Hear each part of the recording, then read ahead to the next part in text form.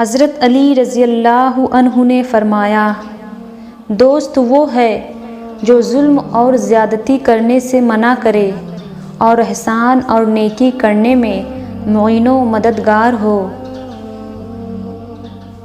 دوزخ بلا شبہ ان لوگوں کا مقام ہے جو نیک کاموں میں کوتاہی کرتے ہیں۔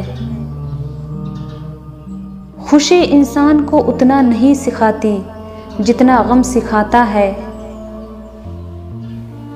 تم جو گالی غصے میں یا مذاق میں دیتے ہو وہ تمہاری قبر کے لیے ایک بچھو بن جاتا ہے۔ حضرت علی رضی اللہ عنہ نے فرمایا، 3 چیزیں انسان کے دماغ کو تیز بناتی ہیں۔ پہلا، قرآن شریف پڑھنا۔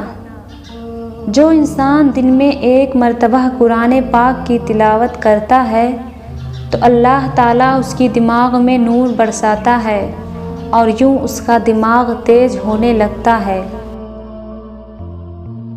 دوسرا، شہد کھانا۔ جو انسان شہد کو اپنی زندگی میں شامل کر لے تو اس کی نظروں کے سامنے حقائق و آشنا ہونے لگتے ہیں اور یوں اس کا دماغ روشن ہونے لگتا ہے۔ تیسرا، دودھ پینا۔